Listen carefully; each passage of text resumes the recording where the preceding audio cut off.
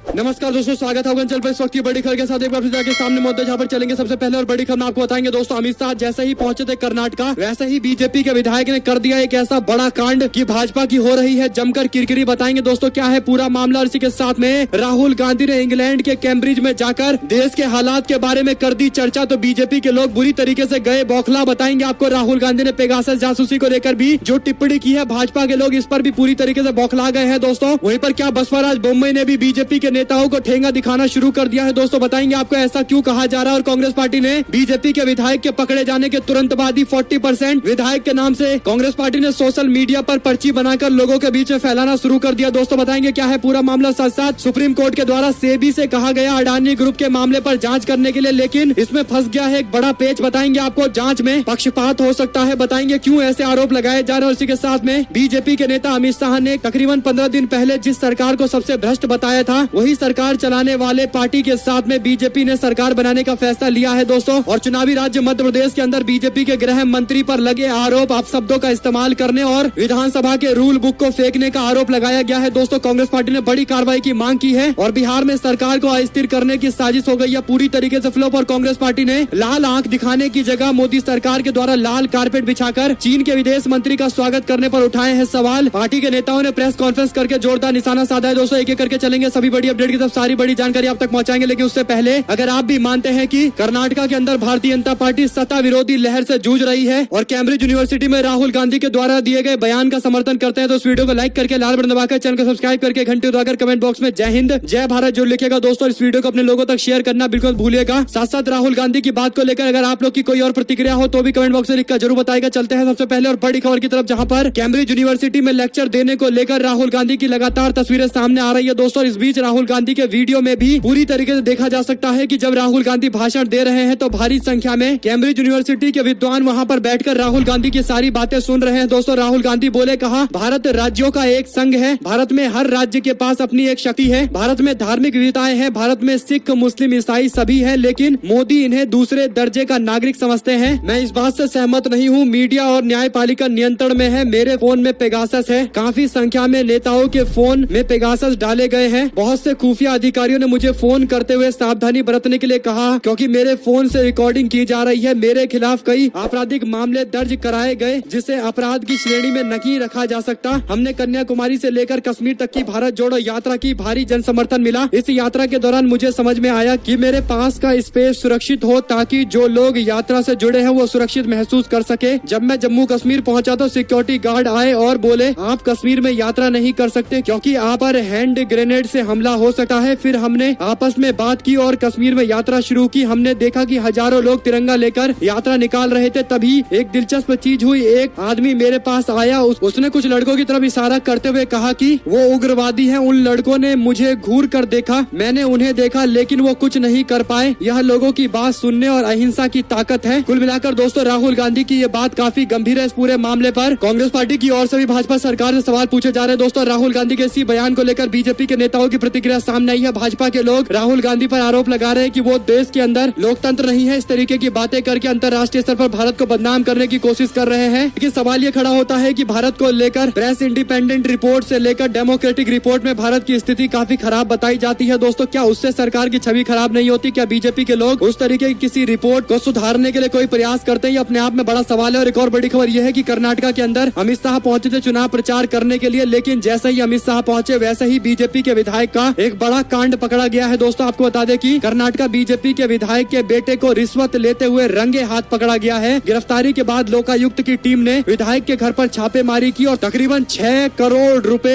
जब्त कर लिए दोस्तों। ये सारे 6 के 6 करोड़ रुपए कैश में बरामद किए गए हैं। और इन तस्वीरों को देखकर तो कई सारे लोगों की आंख फटी की फटी रह गई है दोस्तों। और खासकर कर्नाटका में जहां पर बीजेपी पर आरोप लगता है कि वो जो सरकार चला रही है उसे 40% सरकार कहते हैं, यानी हर काम में 40% की रिश्वत ली जाती है। रणदीप सिंह सुरजेवाला जो कांग्रेस पार्टी कर्नाटका के प्रभारी है, उन्होंने इस पूरे मामले पर ट्वीट करते हुए लिखा कि द लूट ऑफ 40% सरकार कंटिन्यूज, यानी लगातार 40% वाली सरकार लूट मचाए हुए है। करप्शन और बीजेपी का ऐसा लगता है कोई नेक्सस बन गया है, कोई संबंध बन गया है। उन्होंने इस मामले को लेकर तीखी टिप्पणी की है दोस्तों। और कांग्रेस पार्टी के नेता आचार्य प्रमोद बोले, कहा ये काला धन नहीं है बल्कि दान दक्षिणा है। इनके यहाँ रिश्वत और कमीशन को सुविधा शुल्क कहा जाता है। इसी के साथ में एक और बड़ी खबर ये आई है कि क्या कर्नाटका के अंदर अंदर बसवराज बोम्मई अपनी अलग से छवि निर्धारित कर रहे हैं दोस्तों, क्योंकि बीजेपी ने जैसे येदियुरप्पा को आगे करके चुनाव लड़ने का फैसला ले रखा है और बीजेपी के चुनाव कमेटी का अध्यक्ष भी बनाया है। उसके बाद बसवराज बोम्मई ने कई सारे पोस्टर जारी किए हैं जिसमें प्रधानमंत्री मोदी और गृह मंत्री की कहीं तस्वीर दिखाई नहीं दे रही है, केवल बसवराज बोम्मई पूरे तस्वीर में दिखाई दे रहे हैं दोस्तों, जिसे शेयर करते हुए लोगों ने कहा कि बसवराज बोम्मई अपनी ब्रांडिंग अलग तरीके से कर रहे हैं। अमित शाह और प्रधानमंत्री मोदी की ओर से उनको अलग थलग किए जाने के बाद बसवराज बोम्मई काफी नाराज है और कहीं न कहीं अपनी पार्टी को जैसे का तैसा करके जवाब देने की कोशिश कर रहे हैं। साथ दोस्तों कांग्रेस पार्टी के नेता जयराम रमेश ने हम अडानी के है कौन श्रृंखला के तहत 20वें दिन फिर से 3 बड़े सवाल पूछे गए हैं दोस्तों। सबसे पहले पूछा गया है कि आपकी ही तरह अडानी समूह के पीपल्स रिपब्लिक ऑफ चाइना के साथ पुराने संबंध है। एक चीनी नागरिक चांग चुंग लिंग विनोद अडानी के साथ अडानी समूह के कई कंपनियों का निदेशक रहा है और पनामा पेपर्स में भी उसका नाम आया था। दिसंबर 2017 में दक्षिण कोरिया के द्वारा पनामा में पंजीकृत तेल टैंकर कोटी को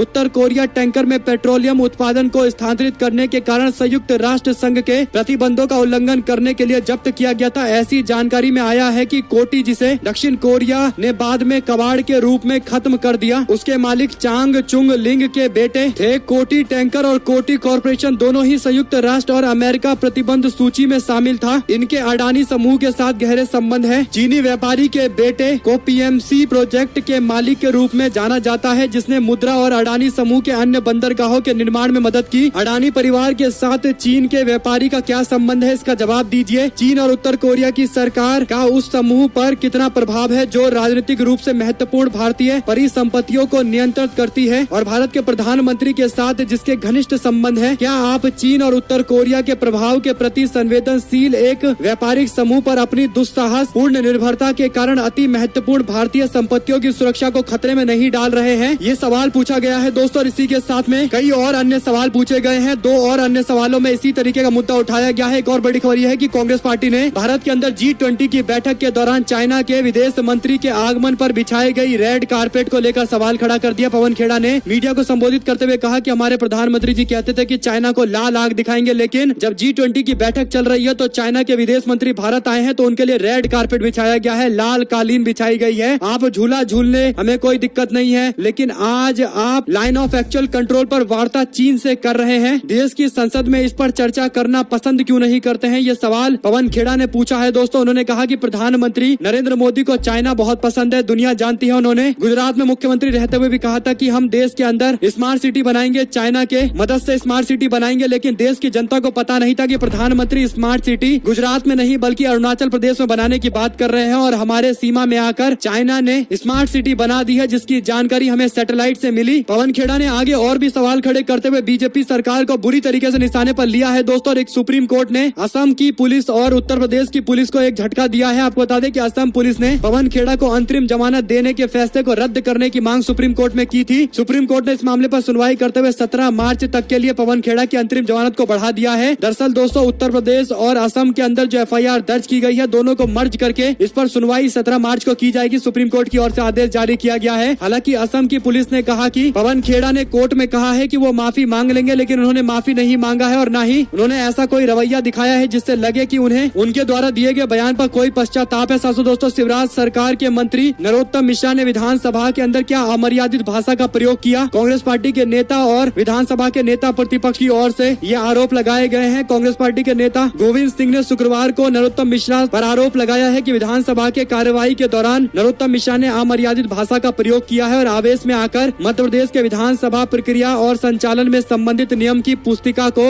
उनकी ओर फेंकने की कोशिश की है। कांग्रेस के नेता गोविंद सिंह ने कहा कि वो पुस्तक मेरे सामने आकर गिरी, यानी किताब फेंककर मारने की कोशिश की गई। विधानसभा में बजट सत्र के 5वें दिन जोरदार हंगामा हुआ है दोस्तों, और नरोत्तम मिश्रा पर गंभीर आरोप लगे हैं। आप लोग जानते हैं कि नरोत्तम मिश्रा वही मध्य प्रदेश बीजेपी के मंत्री हैं जिन्हें बॉलीवुड के फिल्मों के कारण काफी ज्यादा भावनाएं आहत महसूस होती है और कई बार कार्रवाई की बातें भी कर चुके हैं। यहाँ तक कि शाहरुख खान की फिल्म पठान को फ्लॉप करने की बातें कर रहे थे। हालांकि फिल्म तो सुपर डुपर हिट हो गई और प्रधानमंत्री की ओर से हिदायत भी मिल गई है, लेकिन क्या विधानसभा में उन्होंने वाकई इस तरीके की हरकतें की है दोस्तों। और विधानसभा के अंदर कैमरा लगा होगा, उसे जारी भी किया जाना चाहिए। पूरे मामले पर इन्वेस्टिगेशन करके अगर गलती पाई जाती है जरूर कार्रवाई की जानी चाहिए। साथ साथ एक और बड़ी खबर यह है कि आम आदमी पार्टी के राज्यसभा के सांसद संजय सिंह ने प्रेस कॉन्फ्रेंस करते हुए उद्योगपति गौतम अडानी को लेकर प्रधानमंत्री मोदी और केंद्र सरकार पर निशाना साधा। उन्होंने गौतम अडानी पर घोटाले का आरोप लगाते हुए कहा कि घोटाला प्रधानमंत्री नरेंद्र मोदी के कनेक्शन में हुआ है। उन्होंने कहा कि प्राइवेट कंपनियों को फायदा पहुंचाने के लिए कोल ब्लॉक आवंटित किए गए थे, लाखों करोड़ रुपए का घोटाला हुआ था। तब सुप्रीम कोर्ट ने बहुत सारी कोयला खादानों के आवंटन को खारिज कर दिया था। सुप्रीम कोर्ट ने तब कहा था कि कोयला खादानों के आवंटन में नियमों के विपरीत कार्य हुए हैं, प्राइवेट प्लेयर्स को फायदा पहुंचाने के लिए ऐसा किया गया है। आम आदमी पार्टी के नेता ने कहा कि सुप्रीम कोर्ट के द्वारा कोयला खादान के आवंटन रद्द हो जाते हैं और उसके बाद देश के प्रधानमंत्री मोदी की सरकार आती है। प्रधानमंत्री मोदी ने चुनावी रैली में कहा था कि कोयला आवंटन में कांग्रेस पार्टी ने पूरे देश के चेहरे पर कालिक पोत दी है। प्रधानमंत्री मोदी ने साल 2015 में कोयला खादानों के आवंटन को लेकर संसद में एक एक्ट बनाया। वहीं सुप्रीम कोर्ट ने ये कहा था कि राज्य सरकारों को बिजली के उत्पादन के लिए जो कोयला खादानें दी गई है वह किसी भी प्राइवेट कंपनी को नहीं दी जानी चाहिए, लेकिन इसके बावजूद नियम को ताक पर रखते हुए ऐसा किया गया है। संजय सिंह की ओर से आरोप लगाए गए। दोस्तों वहीं पर आरएसएस ने टाला तमिलनाडु का रूट मार्च। 17 अगस्त को सुप्रीम कोर्ट में सुनवाई होने वाली है। इसी के साथ में बीजेपी और जेडीएस पार्टी के कई सारे नाराज एमएलए ज्वाइन करेंगे कांग्रेस पार्टी। ये कोई और नहीं बल्कि बसवराज बोम्मई सरकार के कैबिनेट मंत्री ने बड़ा बयान दिया है दोस्तों, यानी कर्नाटका के चुनाव में कांग्रेस पार्टी के प्रति एक पॉजिटिव रवैया है राज्य के अंदर। ये बात कोई और नहीं बल्कि बीजेपी का ही मंत्री कहीं ना कहीं दबे स्वर में कह रहा है। दोस्तों आपको बता दें कि बोम्मई सरकार के कैबिनेट मंत्री केसी नारायण गौड़ा ने राज्य में बड़ा राजनीतिक उलटफेर के संकेत दिए हैं। उन्होंने कहा कि कांग्रेस पार्टी में भारी संख्या में विधायक जो बीजेपी के हैं या जेडीएस पार्टी के हैं शामिल होंगे। मंत्री नारायण गौड़ा के बयान उस वक्त आया है दोस्तों जब 12 मार्च को प्रधानमंत्री मोदी की मांड्या जिले के अंदर जनसभा होने वाली है। प्रधानमंत्री के इस दौरे से पहले बेंगलोर मैसूर एक्सप्रेस वे के शुभारंभ भी किया जाएगा। कुल मिलाकर कर्नाटका में बीजेपी बुरी तरीके से फंसी पड़ी है। यहाँ तक कि भाजपा का विधायक काले धन के साथ पकड़ा गया है, तो अब मंत्री इस तरीके की बातें कर रहे हैं और बसवराज बोम्मई के बैनर पोस्टर से प्रधानमंत्री मोदी और अमित शाह की तस्वीर गायब हो गई है। और उससे बड़ी बात यह है दोस्तों कि येदियुरप्पा जिन पर भ्रष्टाचार के गंभीर आरोप लगे थे, कई सारे मामले उन पर चल भी रहे हैं। इसके बावजूद बीजेपी को येदियुरप्पा का चेहरा आगे करके चुनाव लड़ने की मजबूरी आ गई है। साथ साथ दोस्तों सुप्रीम कोर्ट ने सेबी से कहा था कि आप अडानी ग्रुप पर लगे आरोप की इन्वेस्टिगेशन करिए और उसके बाद 2 महीने में स्टेटस रिपोर्ट हमको सौंप दीजिए। इस पर महुआ मोइत्रा की ओर से कहा गया है कि सुप्रीम कोर्ट ने सेबी से कहा है कि आप जांच करिए अडानी के मुद्दे को लेकर, लेकिन गौतम अडानी कहते हैं कि सत्य की जीत होगी। इस जांच को तब तक सही नहीं माना जा सकता जब तक गौतम अडानी के बेटे के ससुर सेबी की कमेटी का हिस्सा है, कॉर्पोरेट गवर्नेंस और इनसाइडर ट्रेडिंग कमेटी का हिस्सा है, तब तक ऐसा नहीं हो सका जांच सही से हो पाए। कुल मिलाकर दोस्तों अडानी ग्रुप को लेकर होने वाली जांच को लेकर ये बड़ा मुद्दा उठाया गया है। अगर आप भी मानते हैं कि अगर सेबी की committee for corporate governance and insider trading में गौतम अडानी के समधी है तो जांच कैसे सही से हो पाएगी, अपने आप में बड़े सवाल है। आप लोग इस पर अपनी राय जरूर लिखेगा दोस्तों। इस वीडियो को लाइक करना मत भूलिएगा। एक और बड़ी खबर यह है कि जयराम रमेश की ओर से अमित शाह का पुराना ट्वीट शेयर किया गया है दोस्तों और बीजेपी का ताजा ट्वीट शेयर किया गया है। मेघालय के अंदर अमित शाह रैली करने के लिए पहुंचे थे जहां पर उन्होंने एनपीपी पार्टी से अलग होकर चुनाव लड़ने का ऐलान किया था। मेघालय में सबसे ज्यादा भ्रष्टाचार वाली सरकार चल रही है, अमित शाह ने बयान देते हुए एनपीपी सरकार को निशाने पर लिया था दोस्तों। और इसके बाद राज्य के चुनाव के नतीजे आने के बाद भारतीय जनता पार्टी की ओर से मेघालय में एनपीपी पार्टी की सरकार को समर्थन किया गया है। यानी अमित शाह जिस सरकार को सबसे भ्रष्ट सरकार पूरे देश का बता रहे थे उसकी मेन पार्टी के समर्थन में फिर से आकर खड़े हो गए हैं। फिर से एनपीपी की सरकार बनने वाली है। यानी दोस्तों 1 महीना भी नहीं हुआ लेकिन अमित शाह के शब्द बिल्कुल खोखले साबित हो गए हैं। और एक और बड़ी अपडेट ये है कि कांग्रेस पार्टी की प्रवक्ता सुप्रिया सिनेट की ओर से कहा गया कि बीजेपी की कृपा से मैसूर के संदल साबुन में भ्रष्टाचार की दुर्गंध आ गई है। दरअसल दोस्तों मैसूर के संदल साबुन को इसलिए जाना जाता है कि उससे काफी ज्यादा खुशबू आती है, लेकिन भ्रष्टाचार का मामला सामने आने के बाद संदल साबुन में भी दुर्गंध आ गई है भ्रष्टाचार की। इस तरीके से सुप्रिया सिनेट ने टिप्पणी करते हुए कहा कि कर्नाटका में बीजेपी के विधायक के बेटे 40 लाख की घूस लेते हुए पकड़े गए हैं। ठेकेदार से 81 लाख की घूस मांगी गई। बीते 24 घंटे में 7 करोड़ 20 लाख बरामद हो चुके हैं। ये इनकी असली हकीकत है। वहीं पर तेजस्वी यादव ने ट्वीट करते हुए लिखा कि बीजेपी और बीजेपी समर्थित मीडिया और इसके नेताओं के द्वारा तथ्य और सत्य से इतर झूठ फैलाए जा रहे हैं, जिनकी झूठ एक बार फिर से पकड़ी गई है। भ्रम, झूठ, नफरत, हिंसा और अफवाह फैलाकर भाजपाइयों का मुख्य धंधा और पूंजी है। किसी भी देश हितैषी व्यक्ति को समाज में द्वेष व भ्रम नहीं फैलाना चाहिए। दरअसल दोस्तों ये जानकारी आई थी कि तमिलनाडु के अंदर हिंदी भाषी मजदूरों को पीटा जा रहा है। इस तरीके के आरोप लगाने के लिए कई सारे मीडिया के लोग सामने आए थे और अखबारों में भी डिटेल में जानकारी दी गई थी, जिसके बाद तमिलनाडु पुलिस की ओर से वीडियो शेयर किया गया है। कहा गया है कि ऐसी कोई घटना सामने नहीं आई है। जो फर्जी वीडियो दिखाया जा रहा है वो किसी और घटना की है, उसका ऐसे किसी मुद्दे से लेना देना नहीं है। तेजस्वी यादव ने तमिलनाडु पुलिस के अधिकारी के द्वारा किए गए कमेंट को शेयर करते हुए बातें कही है दोस्तों। वहीं पर अजय कुमार बोले, कहा कांग्रेस पार्टी ने त्रिपुरा के अंदर अच्छी लड़ाई लड़ी है। कुल 3 सीटें पार्टी ने 13 में से जीती है, लेकिन 6 ऐसी सीटें हैं जहां पर पार्टी ने अच्छी लड़ाई लड़ी है। किसी सीट पर मात्र 408 वोटों से हार का मुंह देखना पड़ा तो कहीं पर 1257 1051 वोटों से चुनाव कांग्रेस पार्टी का कैंडिडेट हार गया। चयन भट्टाचार्य 1098 वोटों से चुनाव हार गए। सुशांत चक्रवर्ती 1908 वोटों से चुनाव हार गए दोस्तों, यानी 2000 के कम वोटों के अंतर से चुनाव हारने वाली कम से कम 6 कांग्रेस पार्टी की सीटें हैं। तो कहा जा सकता है कि 9 ऐसी सीटें थी जहां पर त्रिपुरा में कांग्रेस पार्टी ने सही लड़ाई लड़ी थी, लेकिन कुछ 100 वोटों के अंतर से नतीजे इधर से उधर हो गए हैं। वहीं पर कांग्रेस पार्टी ने बीजेपी के एमएलए के बेटे को रंगे हाथ पकड़े जाने के तुरंत बाद 40% एक्सेप्टेड हेयर करके एक बार कोड बना दिया दोस्तों, पे एमएलए करके कांग्रेस पार्टी ने पोस्ट बनाते हुए सोशल मीडिया पर जमकर शेयर करना भी शुरू कर दिया है। बीजेपी के एमएलए के बेटे प्रशांत को रंगे हाथ पकड़े जाने के बाद कांग्रेस ने ये पे एमएलए का बैनर पोस्टर जारी किया है दोस्तों। इसी के साथ में राजस्थान के अंदर अशोक गहलोत, जुनैद और नासिर के परिवारों से मुलाकात करने के लिए खुद पहुंचे। उन्होंने हर तरीके की मदद करने का आश्वासन दिया है दोस्तों। आपको बता दें कि राजस्थान जाकर दोनों परिवार से मुलाकात करने के बाद असदुद्दीन ओवैसी ने कहा था कि राजस्थान के मुख्यमंत्री की वो तस्वीर दिखा दे जिसमें उन्होंने नासिर और जुनैद के परिवार से मुलाकात की हो। जिसके बाद लोगों ने ये भी दिखा दिया था कि कैसे सीएम ने अपने आवास पर बुलाकर जुनैद और नासिर के परिवार से मुलाकात की थी और अब खुद मुख्यमंत्री उनके परिवार के घर पहुंचे हैं दोस्तों, उनके गाँव पहुंचे हैं जहाँ पर जाकर मुलाकात की गई है। तो कुल मिलाकर मुख्यमंत्री ने आश्वासन दिया है कि बच्चों की पढ़ाई के लिए पूरी तरीके से व्यवस्था की जाएगी और किसी तरह की कोई दिक्कत नहीं आएगी दोस्तों। और मामले पर कार्रवाई भी की जा रही है, उस व्यक्ति को गिरफ्तार करने के प्रयास किए जा रहे हैं जो इस हत्या में शामिल है। राजस्थान की पुलिस जगह जगह छापेमारी भी कर रही है। साथ साथ उत्तर प्रदेश के विधानसभा में अजीबोगरीब नजारा देखने को मिला। 58 साल के बाद एक अदालत की तरह उत्तर प्रदेश की विधानसभा ने कार्रवाई की है। 6 पुलिस कर्मियों को 1 दिन की सजा सुनाई गई है और विधानसभा में बने जेल में रखा गया है दोस्तों। दरअसल उत्तर प्रदेश के विधानसभा में शुक्रवार को अदालत लग गई। कटघरे में 6 पुलिसकर्मी पेश किए गए। विधानसभा में अदालत जैसी कार्रवाई की गई दोस्तों। इस दौरान विशेष अधिकार हनन और सदन के अवमानना के 6 दोषी पुलिसकर्मियों को 1 दिन का कारावास दिया गया। 3 मार्च रात 12 बजे तक सजा सुनाई गई। इस दौरान सभी पुलिसकर्मियों को विधानसभा के अंदर बनी सेल में लॉकअप में रखा गया। इसके बाद मार्शल ने सभी दोषी पुलिसकर्मियों को सदन के बाहर ले आकर छोड़ा। इससे पहले विधानसभा में 1964 में इस तरीके की कार्रवाई की गई थी दोस्तों। उत्तर प्रदेश में ये एक बहुत अनोखा मामला देखने को मिला जहाँ पर विधानसभा ने ही सजा सुना दी जेल में रखने की, क्योंकि दोस्तों सदन के पास विशेष अधिकार हनन के खिलाफ कार्रवाई करने की शक्ति होती है और इस शक्ति का पूरा इस्तेमाल उत्तर प्रदेश के विधानसभा ने किया है। आप लोग इस पर जो भी राय देना चाहते हैं लिखकर जरूर बताएगा। साथ साथ भारत के लोकतंत्र और संविधान खतरे में है। पेगासस मामले पर राहुल गांधी का समर्थन करते शिवसेना के नेता आदित्य ठाकरे दिखाई दिए। वहीं पर मेघालय के अंदर कोनराड संगमा ने अपने मुख्यमंत्री पद से इस्तीफा दे दिया है दोस्तों। राज्यपाल को सरकार बनाने के लिए दावा भी पेश किया गया है। मुख्यमंत्री के तौर पर फिर से शपथ लेंगे। साथ साथ शराब नीति के मामले को लेकर मनीष सिसोदिया ने सीबीआई कस्टडी खत्म होने से 1 दिन पहले दाखिल कर दी है जमानत याचिका। दरअसल दोस्तों मनीष सिसोदिया ने सीबीआई कस्टडी खत्म होने से 1 दिन पहले दाखिल कर दी है याचिका। देखते हैं सुनवाई के बाद किस तरीके का रिस्पॉन्ड कोर्ट की ओर से किया जाता है। वहीं पर हाथरस केस में फैसले पर प्रियंका गांधी बोली, कहा क्या सरकार संवेदनशीलता दिखाएगी, उसके प्रतिनिधि पीड़ित परिवारों के साथ खड़े होंगे। प्रियंका गांधी ने लिखा कि हाथरस का पीड़ित परिवार कह रहा है कि उन्हें न्याय नहीं मिला। 8 मार्च को विश्व महिला दिवस पर बीजेपी सरकार महिला सशक्तिकरण की खोखली बातें करेगी, लेकिन क्या हाथरस केस में सरकार ने संवेदनशीलता दिखाई है? क्या सरकार के प्रतिनिधि पहले दिन से हाथरस की पीड़िता व उनके परिवार के साथ में खड़े थे? ये सवाल पूछा गया है दोस्तों। वहीं पर झारखंड में पुरानी पेंशन स्कीम लागू करने को लेकर बजट के अंदर प्रावधान रख दिया गया है। हेमंत सरकार ने राज्य के अंदर बजट पेश करते हुए जानकारी दी है। साथ साथ दोस्तों विजय माल्या को सुप्रीम कोर्ट से झटका, आर्थिक अपराधी घोषित करने के खिलाफ कोर्ट में याचिका दाखिल की थी, लेकिन कोर्ट ने कोई फैसला नहीं बदला है। फ्यूगिटिव ऑफेंडर कहा जाता है। और दोस्तों देश की जनता के हजारों करोड़ रुपए लेकर इंग्लैंड भाग चुका है और बड़ी बात यह है कि शर्म भी नहीं आती है। खुलेआम भारत की सरकार और भारत की कोर्ट में आकर इस तरीके की याचिकाएं दाखिल कर रहा है। और एक और बड़ी खबर यह है कि कर्नाटका में बोले अमित शाह, कहा पूर्वोत्तर में हो गया यूपी, हर तरफ मोदी जी का जादू चल रहा है। दरअसल दोस्तों पूर्वोत्तर के अंदर भारतीय जनता पार्टी ने 3 राज्यों में चुनाव लड़ा, जिसमें बीजेपी को नागालैंड में पिछली बार भी 12 सीटें मिली थी, इस बार भी 12 सीटें मिली है। त्रिपुरा के अंदर बीजेपी को पिछली बार 41 के आसपास सीटें मिली थी, इस बार मात्र 31 सीटें मिली है। भाजपा की 10 सीटें यहाँ पर कम हो गई है दोस्तों। और मेघालय के अंदर बीजेपी ने 60 सीटों पर चुनाव लड़े थे, 2 सीटें मात्र बीजेपी के खाते में गई है। लेकिन भाजपा के लोग जश्न इस तरीके से मना रहे हैं कि लोगों का कॉमन परसेप्शन बदलने की कोशिश की जा रही है और खासकर कर्नाटका बीजेपी के कार्यकर्ताओं को ये कॉन्फिडेंस देने की कोशिश की जा रही है कि पार्टी चुनाव जीत सकती है, क्योंकि बीजेपी को भी पता है कि कर्नाटका में उसकी स्थिति बस से बदतर हो चुकी है। साथ साथ दोस्तों पठान मूवी का विरोध करने वाले लोगों के लिए एक और बुरी खबर आई है। हिंदी की सबसे ज्यादा कमाई करने वाली फिल्म जल्द बन जाएगी। शाहरुख खान की फिल्म बाहुबली के रिकॉर्ड तोड़ने वाली है दोस्तों। शाहरुख खान अब बॉक्स ऑफिस के बादशाह भी बनने वाले हैं। बाहुबली से कुछ मात्र करोड़ पीछे हैं और उम्मीद की जा रही है कि आज तक उनके टोटल कलेक्शन में बाहुबली 2 का रिकॉर्ड टूट जाएगा दोस्तों। कल आपको पूरी अपडेट इस बारे में ही बता देंगे। साथ साथ बीजेपी का दावा, कहा दिल्ली सरकारी स्कूलों में जल्द कराए जाएंगे मनीष सिसोदिया के समर्थन वाले post I love you Manish Sisodia नाम से डेस्क भी बनाया जाएगा। आम आदमी पार्टी ने इसका खंडन किया है। बीजेपी के लोग दावा कर रहे हैं कि दिल्ली के स्कूलों के बच्चों का वीडियो शेयर करते हुए आम आदमी पार्टी के लोग इस पूरे मामले को इमोशनल मुद्दा बनाना चाहते हैं। उन्हें समझना चाहिए कि ये शराब घोटाले से जुड़ा हुआ मामला है, शिक्षा से जुड़ा हुआ मामला नहीं है। इस तरीके की राजनीति इस पर नहीं होनी चाहिए। साथ साथ दोस्तों, अमित शाह के कर्नाटका पहुंचने से पहले बीजेपी के एमएलए का बेटा घूस लेता गिरफ्तार हुआ, तो इस पर ट्वीट करते हुए आईपी सिंह बोले, कहा बीजेपी का चाल चरित्र और चिंतन यही है। साथ साथ दोस्तों, बंगाल के अंदर बीते दिन सागर दिघी के उपचुनाव के नतीजे सामने आए थे, जिसमें कांग्रेस पार्टी ने भाजपा और टीएमसी दोनों को एक साथ शिकस्त दी थी। ममता बनर्जी ने दावा किया कि कांग्रेस पार्टी और बीजेपी का अनैतिक गठबंधन है। हालांकि दोस्तों, भारतीय जनता पार्टी की ओर से इसका खंडन किया गया है। कांग्रेस पार्टी ने कहा कि जब टीएमसी हारती है तो इसी तरीके के आरोप लगाती है, और अब टीएमसी ने ऐलान किया है कि 2024 का चुनाव अपने दम पर लड़ेंगे। और बीजेपी ने येदियुरप्पा को कर्नाटका में बीजेपी के प्रचार समिति यानी चुनाव प्रचार समिति की कमान दे दी है दोस्तों, यानी सबसे बड़ा पद येदियुरप्पा को दिया गया है। साथ साथ जेल में बंद महाठग सुकेश ने फिर फोड़ा लेटर बम। केजरीवाल, सिसोदिया और जैन पर लगा दिए गंभीर आरोप। अगर आप लोग को एक भी खबर अच्छी लगी हो तो इस वीडियो को लाइक करके लाल बटन दबाकर चैनल को सब्सक्राइब करके घंटे दबाकर कमेंट बॉक्स में जय हिंद जय भारत जोड़ लिखेगा दोस्तों। इस वीडियो को अपने लोगों तक शेयर करना तो बिल्कुल भूलेगा। जुड़े रहेंगे सभी दोस्तों, भाइयों, बहनों, मित्रों का बहुत बहुत धन्यवाद। देख लेते हैं आपका अपना चैनल जय हिंद जय भारत। बहुत बहुत धन्यवाद।